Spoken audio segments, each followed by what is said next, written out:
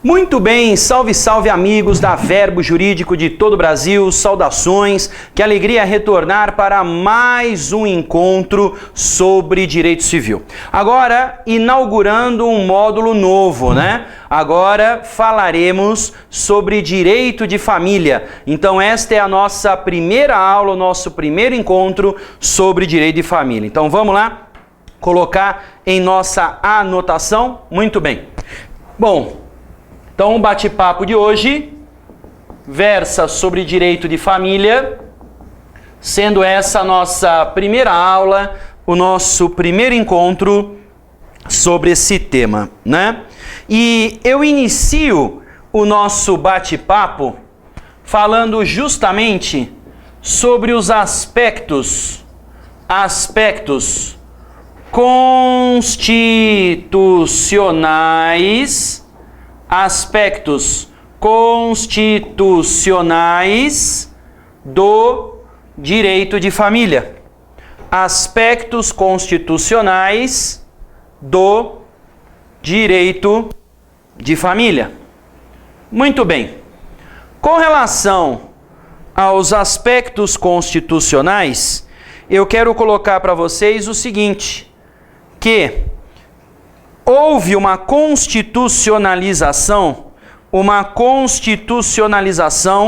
do direito civil, que nós falamos muito isso em outras aulas, né, em outros módulos, e obviamente esta constitucionalização não ficaria exclusivamente a outros pontos do direito civil e excluiria o direito de família, né? Claro que também o direito de família sofreu uma grande influência constitucional com relação à nossa Constituição atual de 1988, né? Então essa constitucionalização do direito de família, ela começa pelo artigo 226, né? Artigo 226. O artigo 226 é aquele artigo que diz que a família é a base da sociedade, né? A família é a base da sociedade, conta com proteção estatal,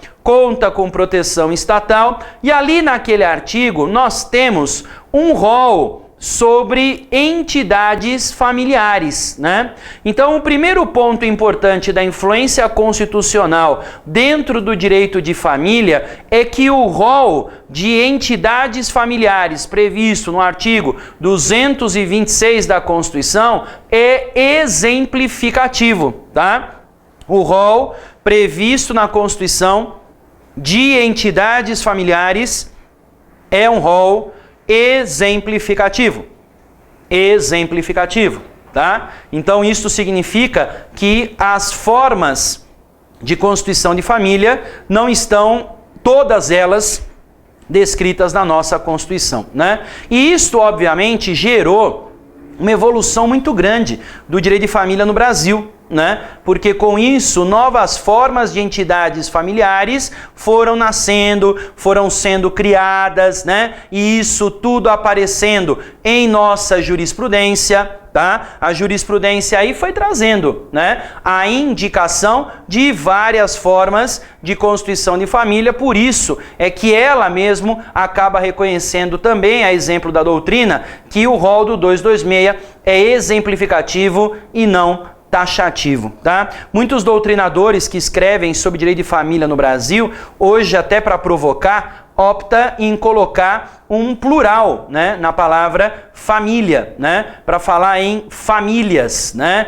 Manual de Direito das Famílias, por exemplo, né, ou famílias, sempre dando uma ideia plural, uma ideia de várias possibilidades, uma ideia de que as hipóteses tradicionais que todos nós conhecemos não seria a única forma de constituição de família, né? Então, com isso, surge, né, a importância do afeto nas relações familiares, né? O afeto nas relações familiares. Então a questão do afeto nas relações familiares hoje é fundamental, haja vista que é ele, afeto, que irá delinear todas as situações referentes à família brasileira, né? Então nós vamos ter várias coisas novas dentro do direito de família, todas elas baseadas no afeto, né? Por exemplo, a Constituição não fala da família homoafetiva expressamente, né? Ela não fala. Mas a família homoafetiva, ela existe segundo a nossa jurisprudência e conta com a mesma proteção da família homoafetiva, né? Porque hoje nós temos união estável entre homossexuais, nós temos casamento entre homossexuais. Isto significa o quê? Que os direitos e deveres dos relacionamentos heterossexuais hoje serão estendidos na totalidade para os relacionamentos homossexuais. É essa a ideia, né? Para os relacionamentos homossexuais, teremos os mesmos direitos que existem nos relacionamentos héteros, tá? Iguaizinhos, idênticos, né? Justamente por conta de se reconhecer na relação homossexual uma relação afetiva, né? Então eu volto a insistir, é a história do papel do afeto nas relações familiares, né? Afeto que, por exemplo, vai construir uma nova forma de parentesco, né? A chamada parentalidade socioafetiva. Parentalidade socioafetiva. A parentalidade socioafetiva é a parentalidade que decorre do vínculo afetivo construído ao longo do tempo entre algumas pessoas, tá? Entre algumas pessoas. Então, tudo isso vai nortear a nossa família atualmente, né? A nossa família atualmente, tá bom? E só para vocês terem uma ideia, né? Se nós pegarmos o exemplo do bem de família, o STJ já reconheceu que a proteção do bem de família é estendida a pessoas que vivem só. Pessoas solteiras, divorciadas, viúvas, que não vivem com ninguém. Essas pessoas, elas também contam com a proteção do bem de família, né? Tudo isso para mostrar a amplitude do conceito de família atualmente em nossa sociedade, tá? Essa é uma questão bem interessante para trabalhar numa prova de concurso público, tá? Numa prova de concurso público. Muito bem. Então, pessoal, na verdade nós vamos trabalhar todas essas inovações, vamos falar sobre as questões importantes, né? Sobre as questões importantes atuais do direito de família que você vai precisar conhecer. E antes de entrar especificamente na questão dogmática, né? Eu vou trabalhar uma questão principiológica para depois sim trabalhar as questões dogmáticas, tá bom? Então eu vou colocar aqui, ó, o ponto de número 2, que seria dedicado aos princípios de direito de família. Princípios de direito de família. Princípios de direito de família. Então nós temos uma principiologia no direito de família que vai ser importante para o desencadeamento de novos institutos, de novas formas de interpretação, de novas questões, né? Tudo isso vai ser importante nós trabalharmos, ok? Maravilha. Então veja só, o primeiro princípio que eu quero que você coloque aí é o princípio da dignidade da pessoa humana. Dignidade da pessoa humana. Esse princípio da dignidade da pessoa humana, esculpido lá no artigo 1º, inciso 3º da Constituição Federal, né?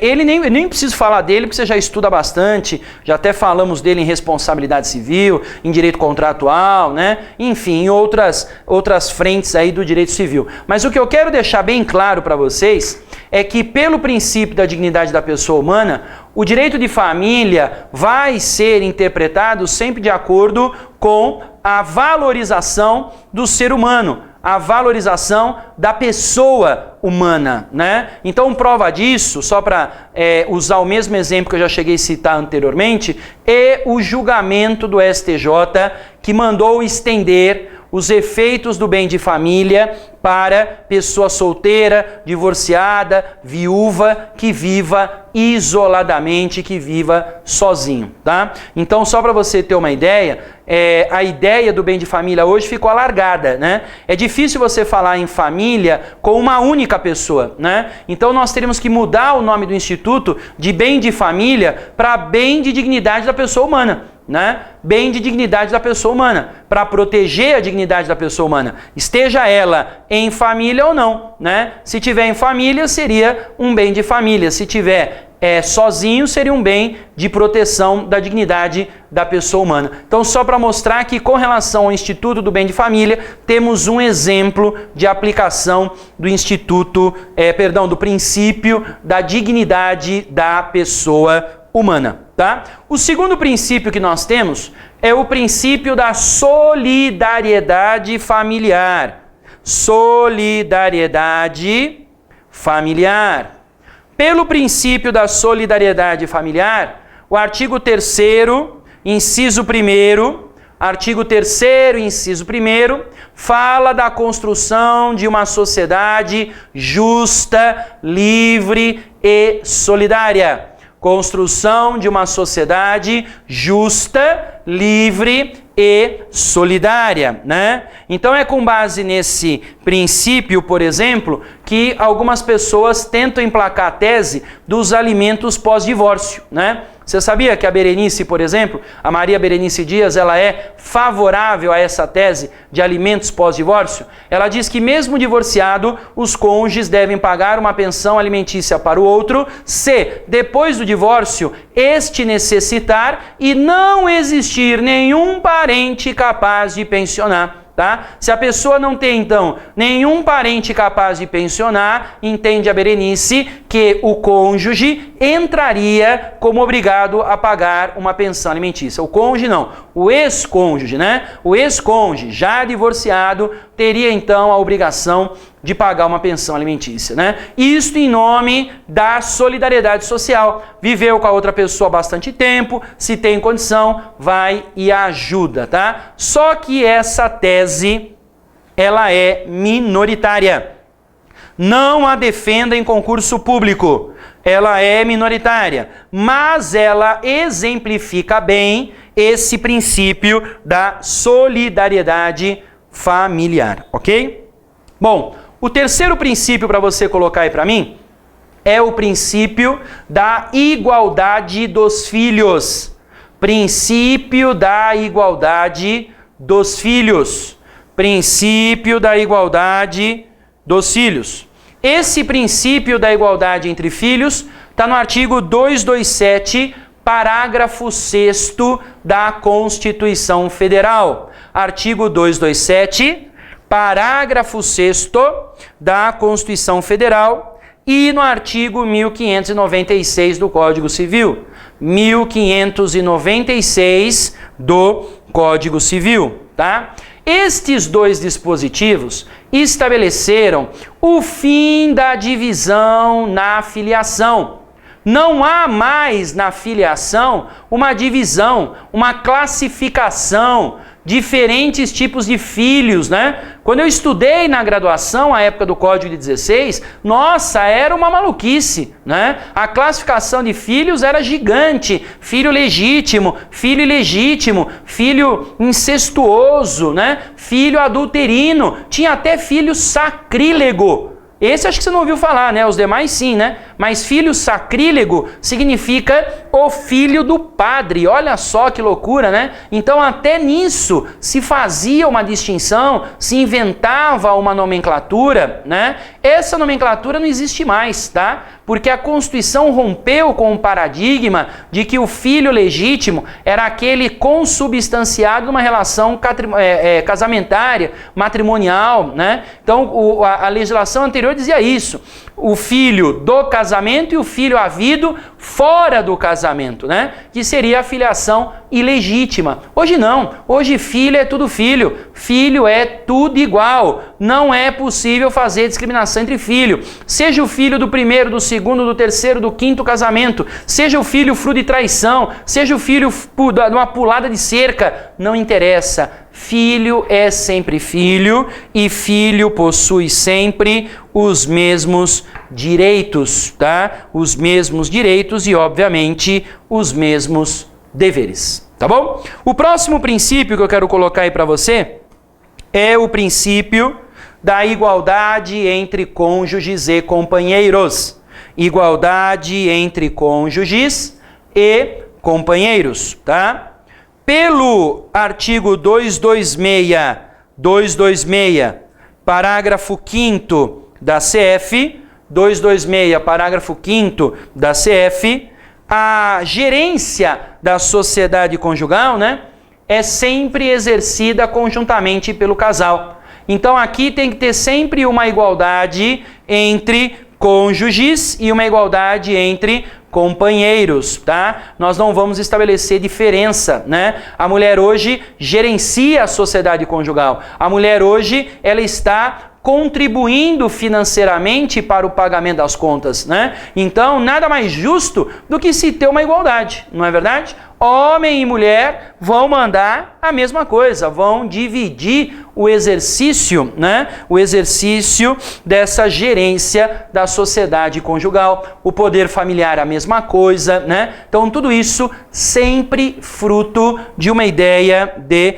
igualdade, tá? De uma ideia de igualdade e de tratamento igualitário entre as pessoas, tá? Isso se aplica, obviamente, também nas uniões homoafetivas, né? Não é porque nós vamos ter união de duas mulheres que vamos dizer que as duas é fracas, ninguém manda. Ou uma união de dois homens, vamos dizer que os dois é forte, manda os dois, né? Não, vai mandar sempre os dois, independentemente de ser homoafetivo, heteroafetivo, né? Não interessa. Sempre a gerência da sociedade conjugal é exercida conjuntamente. É a questão da igualdade entre cônjuges, da igualdade entre companheiros. Só para dar um exemplo, eu vou citar uma mudança interessante que o Código Civil de 2002 realizou, tá? O Código Civil de 2002 realizou uma modificação no seguinte sentido. Ele determinou a possibilidade do homem também incluir ao seu nome o sobrenome da mulher. Lembra dessa hipótese clássica de que a mulher sempre pôde incluir ao seu nome o sobrenome do marido? Lembra disso? Pois é, hoje o homem também pode. Se o homem quiser incluir o sobrenome da mulher no seu nome quando casa ou quando vive em união estável, isto é plenamente possível de acontecer. Plenamente possível de acontecer, tá? E em nome do quê? Desta igualdade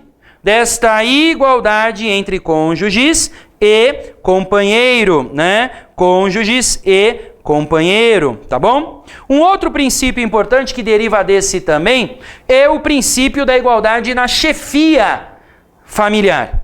Princípio da igualdade da chefia familiar, que deriva desse porque está até no mesmo artigo e mesmo parágrafo, né? Artigo 226, parágrafo 5º. Artigo 226, parágrafo 5º da Constituição Federal. Esse princípio da igualdade na chefia, que eu cheguei até a comentar com vocês, que fomentou a igualdade entre cônjuges e companheiro, né? Esse princípio, ele rompeu com um instituto antiquíssimo que existia no direito de família chamado pátrio poder, né? Pátrio poder é o poder do homem, é o poder do pai, né? Então, atualmente não temos mais um pátrio poder. A expressão criada pelo Código de 2002 é poder familiar. Por que poder familiar? Porque a chefia da sociedade conjugal será exercida conjuntamente pelos dois, por ambos, pelo casal, tá? Então a chefia será exercida conjuntamente. Sai a expressão pátrio poder e entra a expressão poder familiar, tá bom? Um outro princípio que nós temos aí é o princípio da não intervenção. Princípio da não intervenção. O princípio da não intervenção também é chamado de princípio da liberdade, né? Não intervenção ou liberdade, tá? Pelo princípio da não intervenção ou liberdade, que vem descrito aí no artigo 1513 e também no 1565, parágrafo 2º, 1565, parágrafo 2º, ambos do Código Civil, tá? Ambos do Código Civil, eles consagram e valorizam a autonomia privada.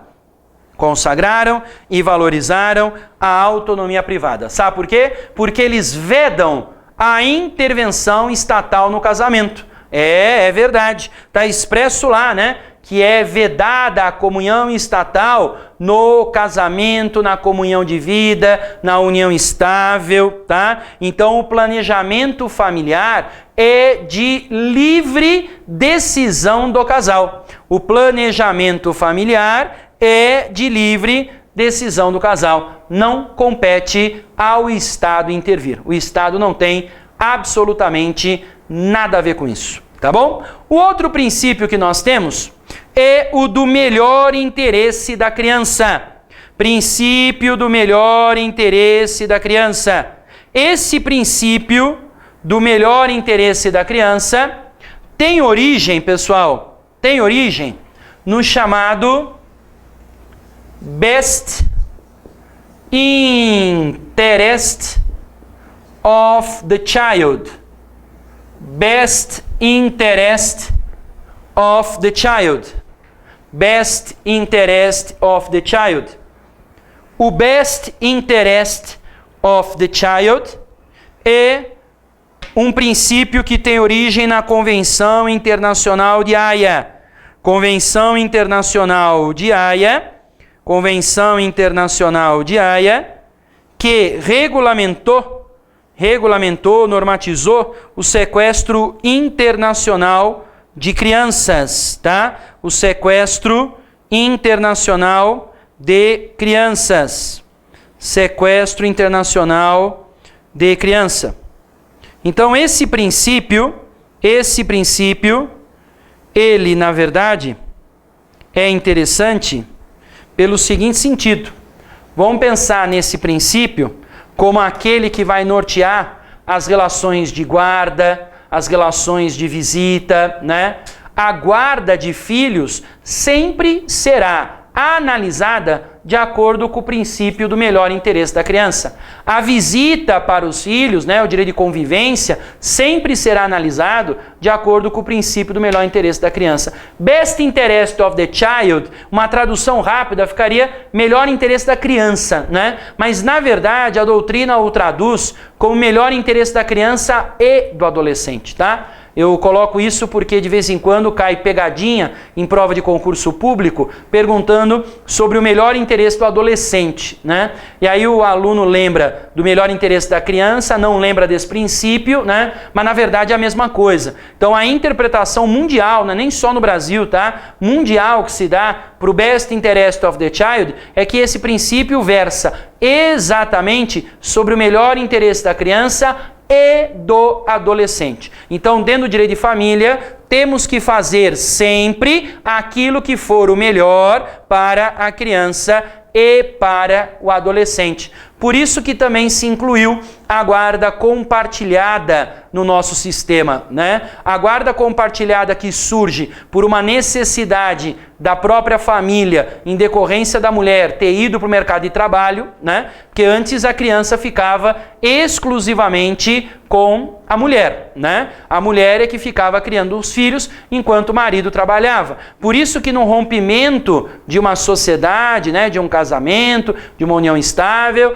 os filhos ficavam sempre preferencialmente com a mãe, né? Só que como a mãe hoje foi para o mercado de trabalho, está ocupando cargos de alto escalão e a mulher hoje entrou no mercado de trabalho com competitividade, né? Porque as mulheres que sempre entraram no mercado de trabalho, elas não entravam com gana de competição porque elas não queriam deixar a sua família de lado, né? Então as mulheres sempre abnegaram uma série de possibilidades de ascensão profissional para não prejudicar a sua família, né? Hoje não, hoje a mulher, ela já quer uma ascensão profissional, ela quer chegar no topo da carreira, ela quer chegar em cargo de decisão, ela quer chegar em cargo importante, né? Então por isso que muitas mulheres hoje, por exemplo, estão optando por não ter filhos, né? Muitas estão optando por nem casar, né? Tem um relacionamento aí, mas acabam não casando, não se envolvendo,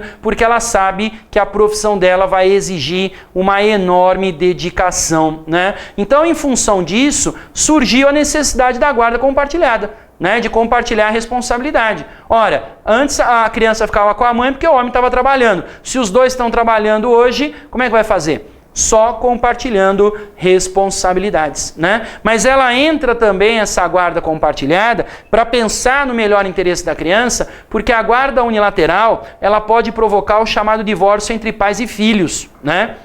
Você imagina a guarda de uma criança ficando com a mãe e o pai só podendo vê-la de 15 em 15 dias, né? Isso é irracional. Isso é sempre o que aconteceu em nossa sociedade, né? Sempre o que aconteceu em nossa sociedade. Mas isso é completamente irracional, isso não tem sentido nenhum, né? Então, por isso, a necessidade da guarda compartilhada, não para pensar exclusivamente no casal, mas para pensar, inclusive, na criança e no adolescente, tá bom? Muito bem, o outro princípio que eu quero que você anote aí para mim é o princípio da afetividade. Princípio da afetividade. Esse princípio da afetividade é o princípio que faz com que o afeto seja um valor jurídico. Isto já foi decidido pelo STJ. O STJ já decidiu que o afeto é um valor jurídico. E se é um valor jurídico, ele gera obrigações, ele gera uma necessidade de observância, né? Afeto nas relações familiares é valor jurídico.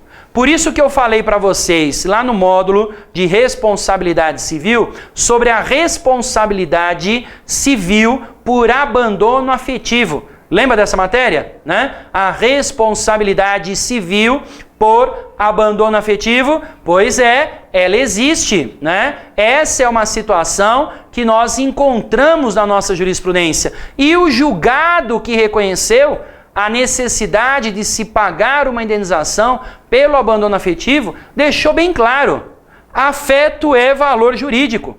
Então, se o afeto é valor jurídico, ele vai ter uma importância muito grande no direito de família. Não só para as questões relativas à responsabilização civil por abandono afetivo, mas até mesmo por outros contornos no abandono afetivo, né? No meu doutoramento, lá na São Francisco, na Universidade de São Paulo, né, eu trabalhei a questão da multiparentalidade como um maior efeito da parentalidade socioafetiva, né? E aí tivemos que fazer uma pesquisa jurisprudencial muito forte, muito grande, né? Para saber como é que o judiciário, em todo canto do Brasil, vinha se manifestando a esse sentido, né? E sabe o que nós descobrimos? Nós descobrimos que existem casos de abandono afetivo em que a pessoa não vai buscar, não vai pleitear indenização. Ela vai pleitear outras coisas, sabia disso? Sabia que existe várias decisões judiciais que, ao reconhecer o abandono afetivo, acolhe o pedido do autor, não no sentido de dar a ele uma indenização, mas no sentido de retirar do seu nome o sobrenome de quem o abandonou. Sabia disso? Que se o pai abandona afetivamente, o filho pode entrar com uma ação para retirar o sobrenome do pai do nome do filho, e isso também ocorrendo com a mãe, se a mãe abandona afetivamente, entrar com uma ação judicial para retirar o sobrenome da mãe do nome do filho, porque você consegue imaginar o sofrimento de uma pessoa abandonada afetivamente pelo seu pai, ter que assinar o sobrenome dele toda vez, ter que assinar o sobrenome da mãe toda vez, ao fazer uma ficha ter que preencher com o sobrenome do pai toda vez. Não é deprimente? Não é complicado isso?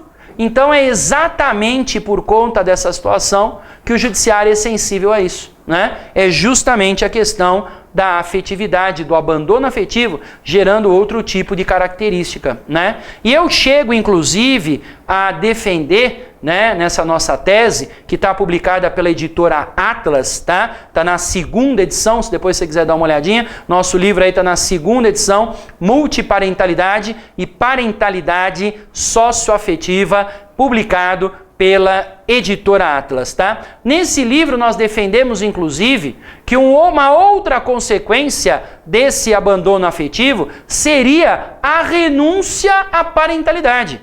Eu entendo que o pai não pode querer dizer que não quer mais ser pai. Eu entendo que a mãe não pode dizer que não quer mais ser mãe.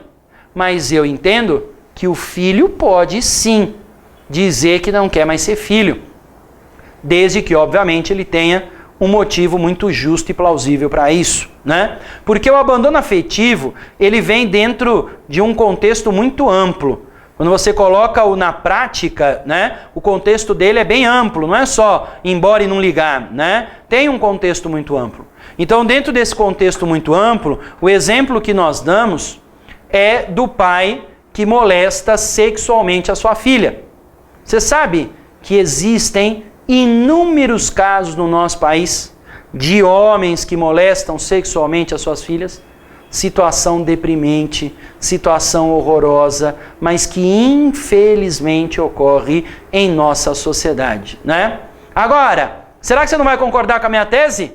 Será que você não vai concordar comigo? Que a moça que é estuprada pelo seu próprio pai não poderia renunciar a essa parentalidade? Claro que sim, o motivo é forte demais. Forte demais porque aqui eu faço até uma analogia com a questão da indignidade lá do direito sucessório. Eu vejo que este homem é indigno de estar no registro de nascimento dessa menina, dessa moça. Então não vai ter só pena penal, né? Tem que ter pena civil também para isso, tá? Então acredito que em situações extremas seja assim, plausível e possível pensar a ideia de uma renúncia à parentalidade.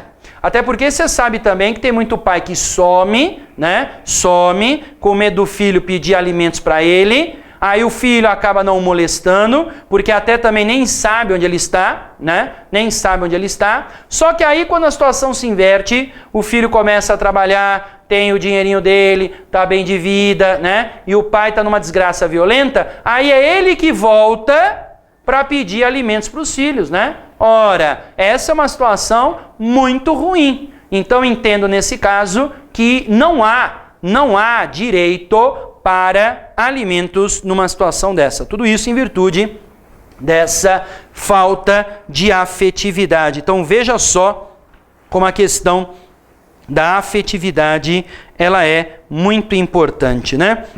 E a afetividade dentro do direito de família, ela pode ser discutida em várias hipóteses, né?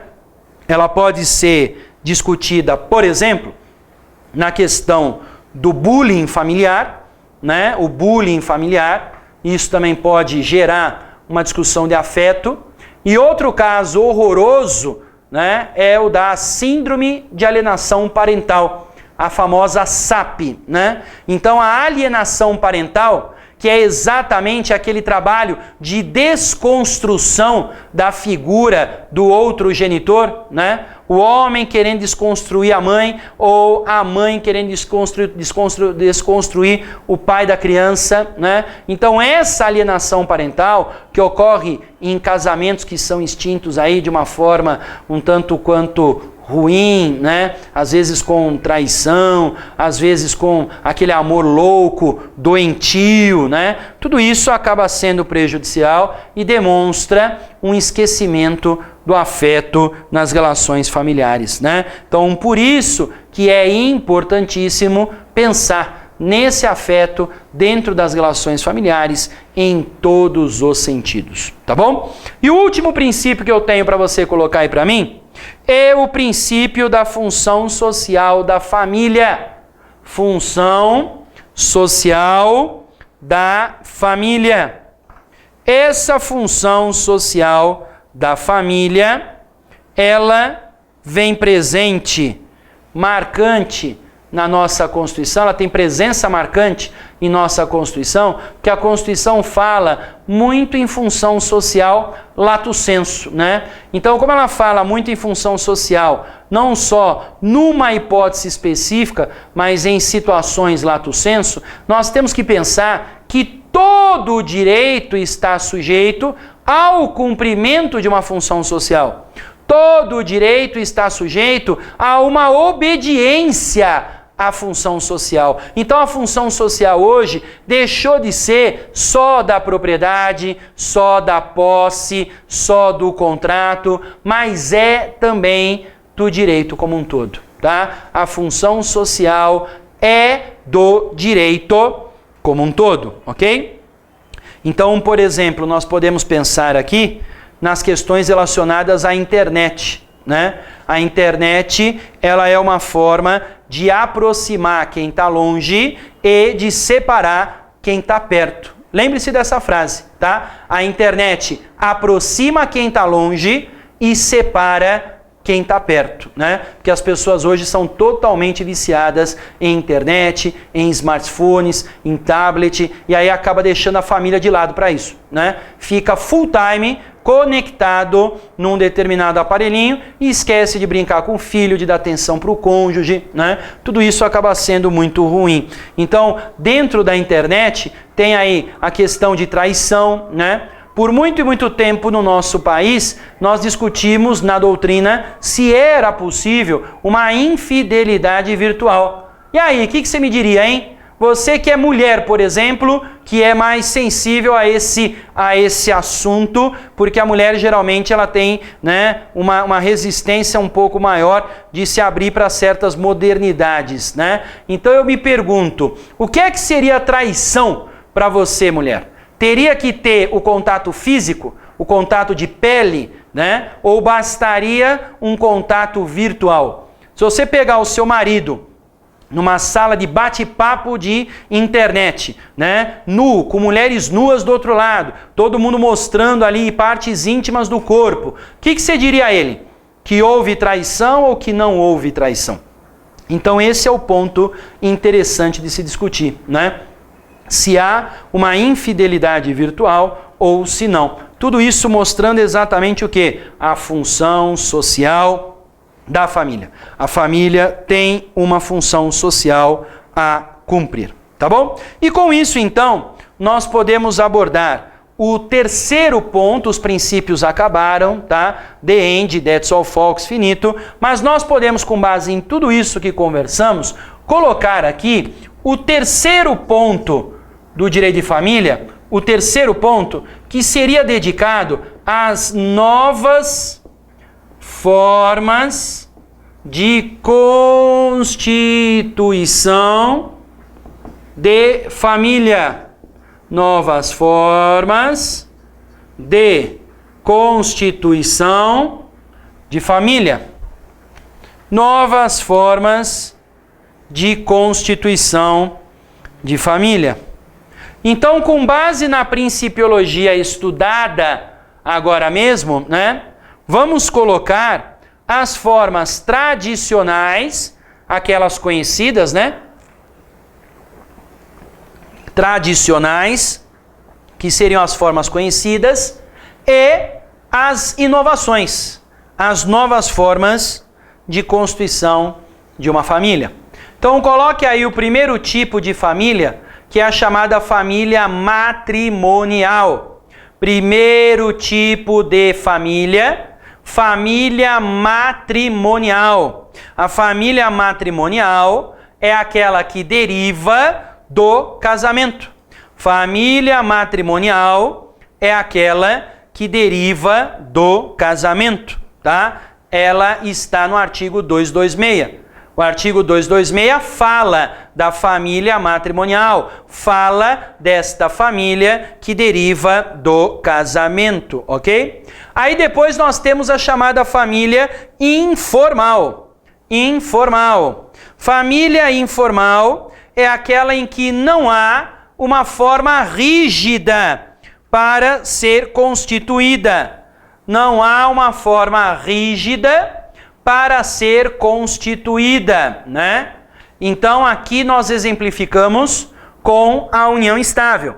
A união estável é exemplo de união informal. Apesar de, e nós vamos falar disso, hoje na união estável se fala muito em escritura de união estável, registro de união estável, tá? Apesar de tudo isso hoje ser parte da nossa realidade, não vamos esquecer que o que constitui uma união estável não é um contrato, não é uma escritura, não é um registro. O que constitui a união estável mesmo é o que está no 1723. O que diz o 1723? Que caracteriza-se uma união estável pela convivência pública, duradoura e contínua com o objetivo de constituir família.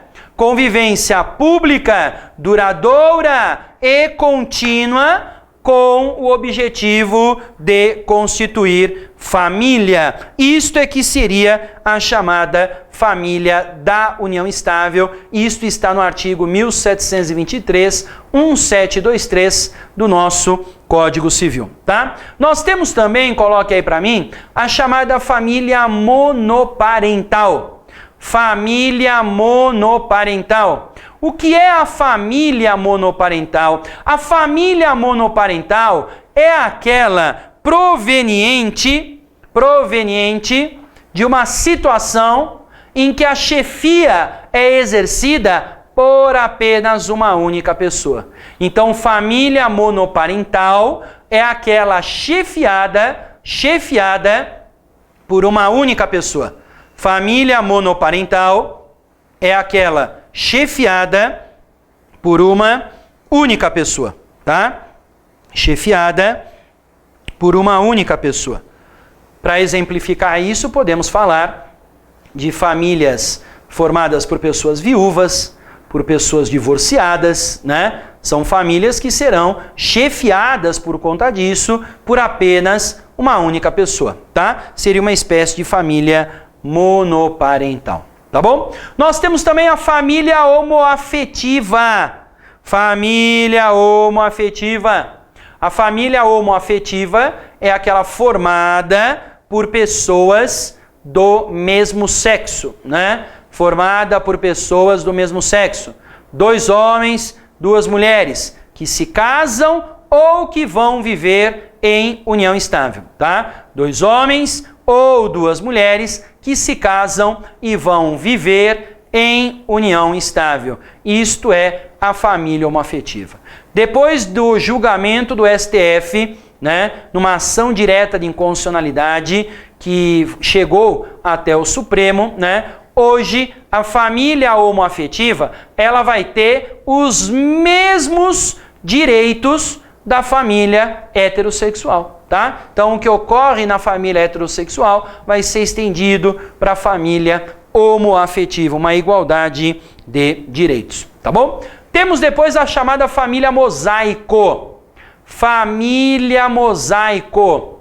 Você sabe o que é um mosaico? O que é um mosaico? O mosaico nada mais é do que aquela peça formada por várias unidades diferentes, né? Quando você tem uma determinada unidade formada por peças distintas, peças diferentes, nós temos a família mosaico.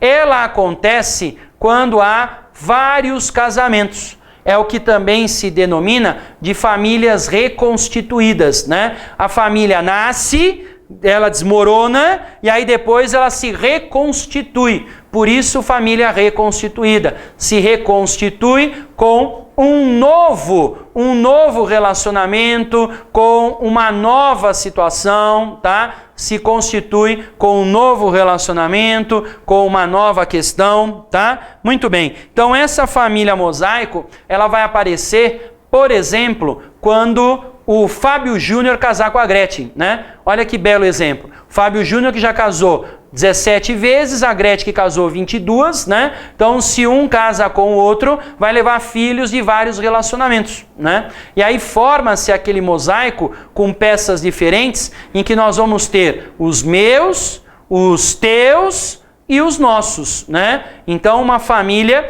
formada só por filho de um, só por filho do outro e por filho de ambos, tá? Por isso, mosaico, peças diferentes, tá bom? Um outro tipo de família é a chamada família anaparental.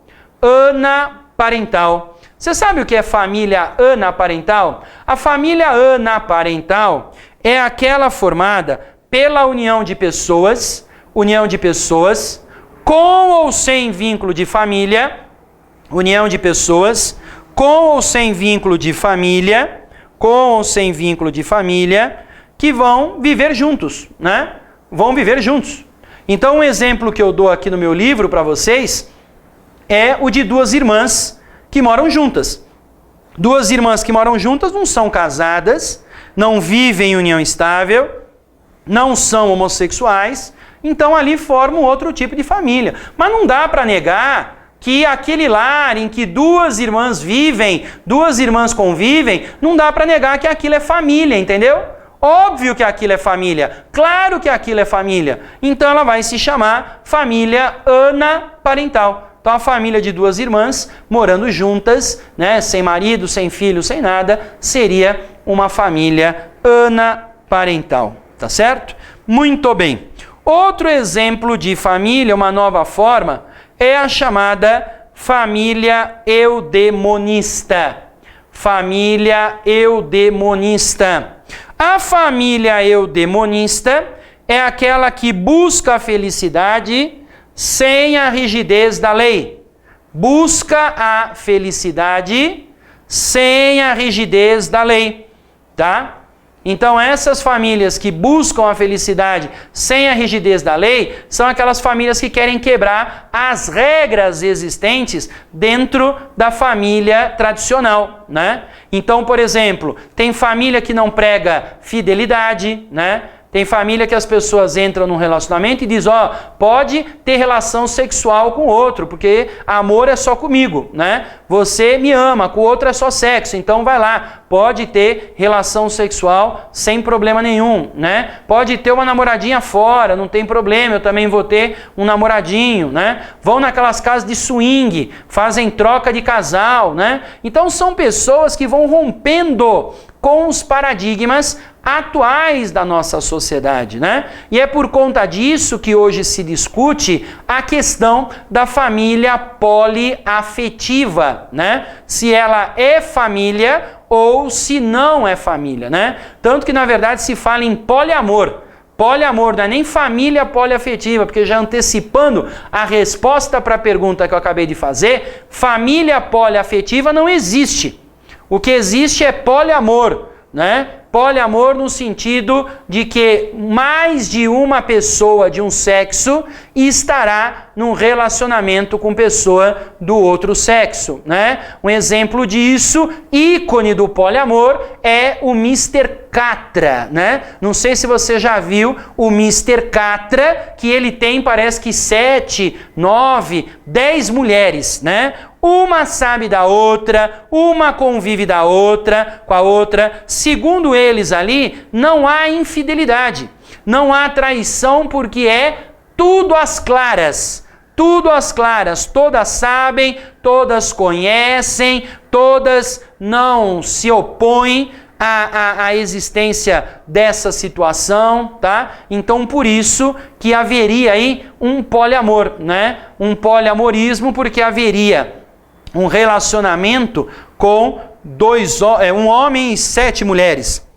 Um homem e 9 mulheres, né? Isto é poliamor.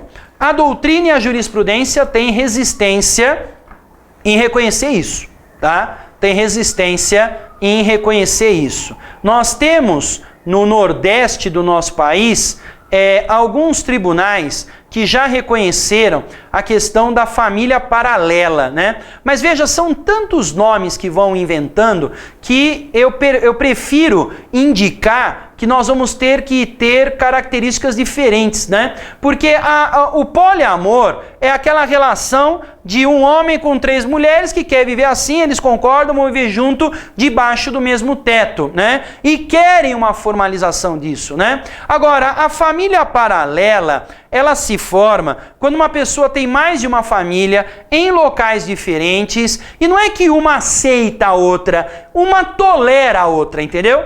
Tolera porque ali envolve uma série de coisas, tem filho na história, tem as despesas que são pagas, né? Por mais que possa parecer maluco isso que eu vou falar, na prática se leva em consideração sim essa história das despesas, né? Olha, eu não vou romper aqui o relacionamento que a pessoa paga, né? As despesas da casa, não deixa faltar nada. Se eu romper e der um pé nesse sujeito, quem que vai pagar as contas da casa, né? E tendo filho, é de se entender. Tá? Tem gente que fala, eu não entendo isso. Não, dá para entender sim. Só quem passa pela situação de ter que arcar com a responsabilidade de criar uma casa, de criar filhos, sabe do que eu estou falando, né? Então dá para entender essas pessoas, né? Como dá para entender as pessoas que se separam faticamente e continuam residindo no mesmo imóvel, né? Eu tenho um amigo, por exemplo, que os pais são separados há muito tempo, acho que há mais de 20 anos. E vivem no mesmo imóvel. Sabe por quê? Porque o imóvel que eles vivem tem o quê? Acho que 40, 50 metros quadrados. Se esse imóvel for vendido e partilhado entre eles, eles vão comprar o quê, meu Deus do céu? Entendeu? Vão comprar o quê? Então é muito mais fácil o quê? Uma tolerância para que a vida possa se desenrolar de uma forma menos complicada, menos traumática, tá? Então, o poliamor, ele não é aceito pela nossa jurisprudência, nem tampouco pela doutrina, não é reconhecido como uma forma de constituição de família, em que pese já tem inclusive escritura pública lavrada de união poliafetiva, querendo estender para essa união os efeitos de uma união estável, tá? Isso ainda não é aceito. Como eu disse, no Nordeste existem alguns casos de famílias paralelas, né? Em que, por exemplo, uma pessoa morre e aí se entende que os bens têm que ser divididos entre 3, 4, 5 companheiras, porque o homem tinha 3, 4, 5 casas, né? E aí, pensando na particularidade do interior do Nordeste, né? É que aí sim os tribunais acabam sendo sensíveis para uma situação regional para não desamparar as pessoas, né? Eu vejo a decisão dessa maneira, né? Uma decisão que busca a justiça, que busca a equidade, que busca o que é correto. Porque aí depois essas decisões começam a chegar a conhecimento no Sul e no Sudeste, né? E aí que o pessoal diz, os tribunais já estão aceitando a união poliafetiva, já estão estimulando a união poliafetiva. Não vamos chegar nesse ponto, né? O que está tendo é apenas um senso de justiça, uma ideia de justiça, um desejo de justiça para não se cometer uma barbárie, já que a situação fática existe. Porque o problema da família é esse, né? O problema da família é esse. Você chega e diz, você não pode ter uma pessoa fora. Aí a pessoa vai e tem. Né? Não é porque o direito chega e diz, não pode isso, não pode aquilo. Aqui, como é família, né? As pessoas tomam suas próprias decisões. E aí a questão muda de rumo, muda de figura. Tá bom? Muito bem. Vamos agora trabalhar um ponto específico dentro da matéria de direito de família? Vamos lá? Então eu quero trabalhar com vocês agora o ponto do casamento. Casamento. Olha lá. Tem muita coisa para falar para vocês sobre casamento. Muita coisa mesmo, tá? Casamento traz várias questões importantes de serem debatidas. Então eu vou colocar aqui como ponto de número 1 para o casamento o conceito, né? Porque na doutrina é assim, tudo nasce do conceito. Tudo deve ser conceituado, né? Então, como é que nós iremos conceituar o casamento? Então, vamos lá. Casamento nada mais é do que a união de pessoas de sexo distintos ou mesmo sexo, de sexo distintos ou mesmo sexo, sexo distintos ou mesmo sexo, reconhecida e regulamentada pelo Estado, reconhecida e regulamentada pelo Estado, e que é constituída com o objetivo de criação de uma família. Constituída com o objetivo de criação de uma família. E, obviamente, baseada num vínculo de afeto. Baseada num vínculo de afeto. Então, repare que aqui nós colocamos que o casamento pode ocorrer entre pessoas de sexo distintos e entre pessoas do mesmo sexo, né? Essa questão de casamento entre pessoas do mesmo sexo deriva de uma resolução lá do CNJ. Você sabe qual é o número da resolução que autorizou o casamento homoafetivo no Brasil? Anota aí. É a resolução 175 de 14 de maio de 2013. Resolução 175 de 14 de maio de 2013. Essa resolução é do CNJ, o Conselho Nacional de Justiça, e que autorizou o casamento entre pessoas do mesmo sexo, vindo de união estável ou não vindo. Então nós temos casamento homoafetivo vindo de uma conversão de união estável em casamento, ou casamento homoafetivo sendo puro, tá? Temos também aí casamento homoafetivo puro, sem prévia união estável. Por isso nós colocamos aí que casamento é a união de pessoas de sexos distintos ou do mesmo sexo, tá? Essa relação é reconhecida e regulada pelo Estado, então o Estado reconhece o casamento como forma de constituição de família, regula, normatiza o casamento, né? E além disso também, o casamento mostra um desejo, uma vontade, uma intenção de constituição de família, tá? Constituição de família. E isto baseado num vínculo afetivo, tá? Num vínculo afetivo. Haverá a existência de um vínculo de afeto. Haverá a existência de um vínculo de afeto no casamento, tá bom? Muito bem. Então, visto isso, já que falamos do conceito, podemos trabalhar agora a natureza jurídica do casamento. Natureza jurídica do casamento. Qual é a natureza jurídica do casamento? Então, vamos lá?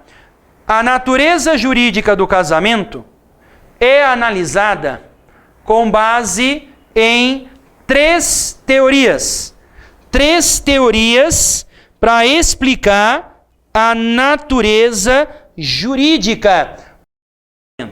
Você sabe quais são essas 3 teorias? Então vamos lá. A primeira delas se chama teoria institucionalista. Teoria institucionalista. Para a teoria institucionalista, casamento é uma instituição social. Casamento é uma instituição social com forte carga moral e religiosa. Uma instituição social com forte carga moral e religiosa. Com forte carga moral e religiosa. Essa teoria, ela é defendida pela professora Maria Helena Diniz, tá? Professora Maria Helena Diniz defende essa teoria. Essa teoria, ela tem uma razão de ser.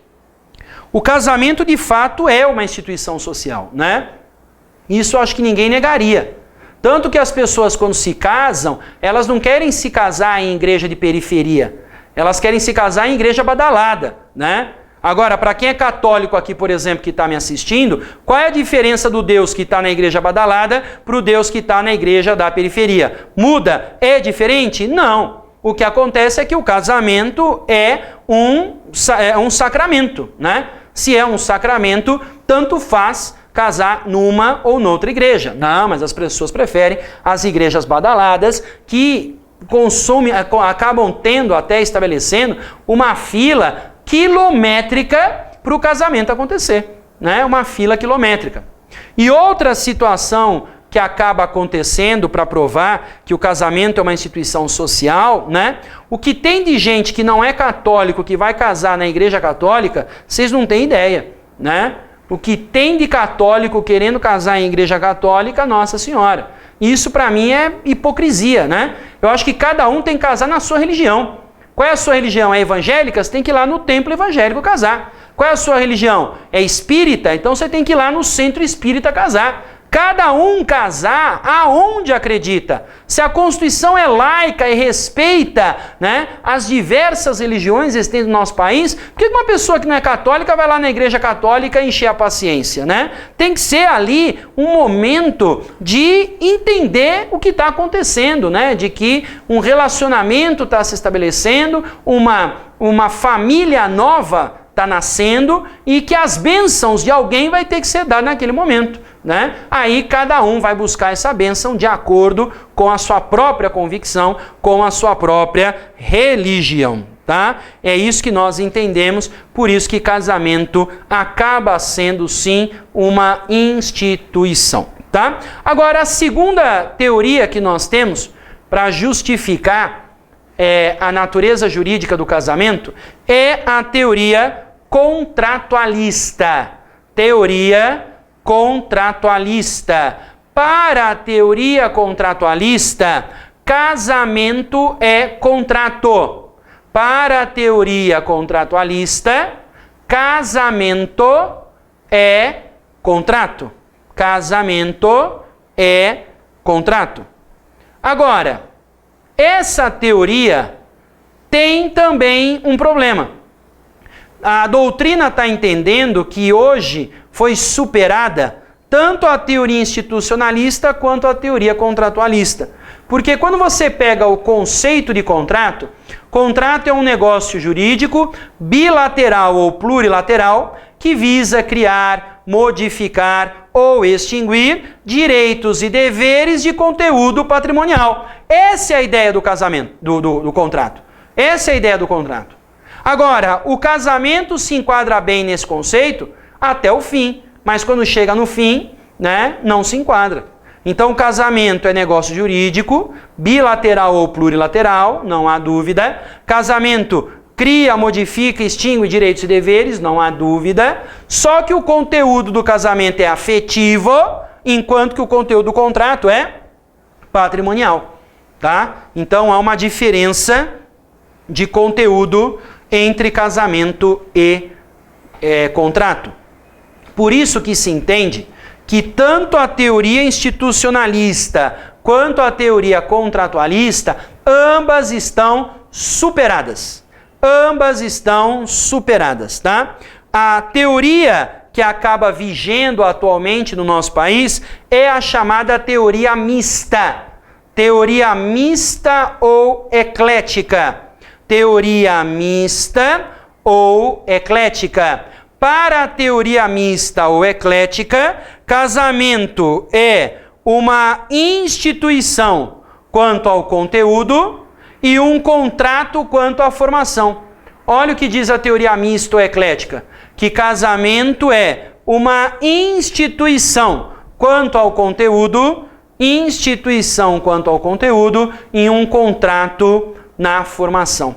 É, na verdade, a teoria mista ou eclética, uma teoria que reconhece um pouquinho de verdade nas teorias anteriores, tá? É essa a teoria que acaba prevalecendo na nossa doutrina, a mista ou eclética, tá bom? Muito bem. Um terceiro ponto para colocar aqui, ó, vai ser o ponto dedicado aos princípios do casamento. Princípios do casamento. Ué, professor, já não falou desse ponto aí? Não, não falei não. Eu falei de princípios do direito de família lá atrás, né? Falei do princípio, de princípios de direito de família lá atrás. Agora aqui, eu quero falar de princípios do casamento. Não é do direito de família como um todo, mas sim do casamento, tá? E o primeiro princípio que estão querendo derrubar, estão querendo tirar da nossa sociedade, é o princípio da monogamia. Monogamia. Artigo 1521, inciso 6. 1521, inciso 6, tá? Princípio da monogamia. Esse princípio estabelece que pessoa casada não pode casar. Pessoa casada não pode casar. Então, há de se ter fidelidade no casamento e também na união estável. O STJ entende que também deve existir fidelidade na união estável e não apenas no casamento, não exclusivamente no casamento, tá? Mas também na união estável, ok?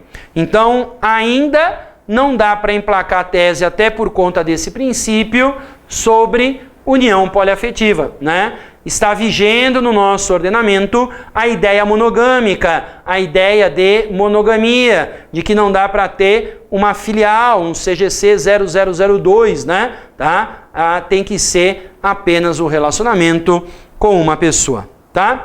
O segundo princípio do casamento é o princípio da liberdade de união. Princípio da liberdade de união. Esse princípio da liberdade de união, ele decorre do artigo 1513. Artigo 1513. O artigo 1513 permite a livre escolha do cônjuge, 1513, que permite a livre escolha do cônjuge como um exercício da autonomia privada. Livre escolha do cônjuge como um exercício da autonomia privada. Como um exercício da autonomia privada, tá? Então, um casamento arranjado não rola mais, né? Não rola mais. Nós temos uma autonomia privada que permite, autoriza as pessoas escolherem o que é melhor para a sua vida pessoal, tá? E o último princípio do casamento que nós temos é o princípio da comunhão plena de vida. Princípio da comunhão plena de vida. Esse princípio estabelece que os cônjuges devem renunciar interesses individuais em decorrência da família. Renunciar interesses individuais em decorrência da família. É por isso que muitos casamentos não dão certo. Tem gente que quer casar e não quer renunciar interesse individual. Esse é o problema. O problema é que casamento, você forma uma família com mais de uma pessoa, né? Então ali tem que ter sempre o plural e não o singular, né? E as pessoas às vezes têm dificuldade para sair do eu e ir para o nós, né? Então esse é o grande problema. Comunhão plena de vida exige a renúncia aos interesses individuais para colocar primeiramente os interesses coletivos, tá bom? Muito bem, vamos agora para o quarto ponto, e no quarto ponto discutiremos capacidade para o casamento. Capacidade para o casamento. Capacidade para o casamento. A capacidade para o casamento, ela é aquela aptidão genérica que vai permitir aí, né, aquela aptidão que vai permitir a realização do ato matrimonial, né? Do ato matrimonial. Cuidado para não confundir a capacidade que existe lá na parte geral com essa que existe aqui na parte especial, no que tange a questão do casamento, tá? Porque preencher a questão da capacidade lá da parte geral pode não ser suficiente para as questões relacionadas aqui ao casamento para se permitir o enlace, tá bom? Muito bem. Com qual idade, então, é que se inicia a capacidade para o casamento, né? A capacidade para o casamento, segundo o artigo 1517, ela exige a idade de 18 anos. Então, a capacidade para o casamento, segundo o artigo 1517, se inicia aos 18 anos, tá? Lembrando que capacidade significa dar na telha, vou lá e faço, tá? Esta é a ideia de capacidade. De não precisar da ajuda de ninguém, de não precisar da autorização de ninguém. Quem é capaz vai e pratica o ato sem pedir a autorização, sem dar satisfação. E segundo o artigo 1517, isto vai acontecer a partir do momento em que a pessoa completa 18 aninhos, tá? 18 aninhos. Agora, veja só, existe uma possibilidade da pessoa casar mesmo tendo menos de 18 anos, tá? Porque a questão é assim, ó, a capacidade para o casamento, a capacidade, ela tem início aos 18 anos. Aos 18 anos. Isso está no artigo 1517 do Código Civil. Só que o mesmo artigo que diz que a capacidade se inicia aos 18 anos, ele criou a chamada idade núbio. Idade núbio. E o que é a idade núbio? Idade núbio é o período de idade mínima para casar, né? Então vamos lá. Idade núbio é a idade mínima para casar. Ela vai dos 16 aos 18 anos, dos 16 aos 18 anos. Só que aqui, para ocorrer o casamento, tem que ter a autorização dos representantes legais, tá? A autorização dos representantes legais. Então vai começar a capacidade aos 18 anos, só que a pessoa ela pode se casar dos 16 aos 18, tá? Dos 16 aos 18 anos, ela pode se casar mediante uma autorização dos representantes legais. Esses representantes legais aqui podem ser os pais, mas podem ser também tutores, né? Vamos imaginar, por exemplo, que uma criança perdeu seus pais, né? Ela vai ser posta em tutela. Ela vai ser posta em tutela, né? Então, nesse caso, quem vai ter que autorizar será exatamente o tutor, né? Então, pais ou tutores é que devem autorizar esse casamento dos 16 aos 18 anos. O Código fala, no artigo 1537, que essa autorização tem que ser dada por escritura pública, tá? Mas existem vários estados que têm normas locais autorizando ou instrumento particular ou verbal diretamente ao próprio registrador civil, tá? Então, o Código Civil fala em escritura pública para ser dada essa autorização, só que as normas estaduais já meio que relativizaram essa regra, né? Permitindo que isto seja feito ou por instrumento particular, com firma reconhecida, tá? Instrumento particular com firma reconhecida, ou ainda diretamente ao registrador civil, tá? Ou ainda diretamente ao registrador civil. Muito bem. Essa autorização, ela tem que ser específica. Não pode ser uma autorização assim, ó, autorizo meu filho a se casar, ponto. Aí ele pega essa autorização, bota embaixo do braço, vai para a balada e começa a selecionar quem é que ele quer. E quando ele encontrar, ele diz, vamos casar? Ela fala, pô, mas você não tem menos de 18? Ele fala, não tem problema, eu estou autorizado aqui pelo meu pai e pela minha mãe, né? Então essa autorização não pode ser genérica. Tem que ser específica. Autorizo meu filho a casar com a fulana. Autorizo minha filha a casar com o Beltrano, tá? Tem que ter uma especificação sobre essa autorização, tá? Sobre essa autorização. Agora, esse ato é um ato que pode acontecer dos pais ou tutores serem analfabetos, né? Então vamos pensar aqui, ó, dos pais analfabetos. E aí, como é que funciona nesse caso se os pais forem analfabetos, né? Aí dá para se fazer uma escritura pública, seria bem melhor, né? Porque o tabelião que goza de fé pública, ele pode declarar isso na escritura, ele declara que os pais são analfabetos, e pede a chamada assinatura a rogo, né?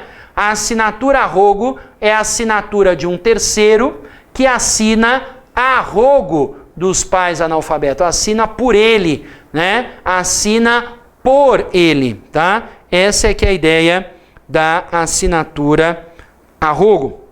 Muito bem. Agora, se o casamento da pessoa entre 16 e 18 anos, tá? Fosse celebrado sem a autorização dos representantes legais, imagine que, sei lá, por algum motivo, essa pessoa que tem entre 16 e 18 anos consiga se casar sem a autorização dos representantes legais, diz o Código, lá no artigo 1550, que esse casamento é anulável. Diz o Código, no artigo 1550, que o ato é anulável. Anulável, tá? Agora, diz o Código que não poderá ser anulado o casamento por falta de idade se os representantes legais compareceram na cerimônia. Entendeu? Não se anula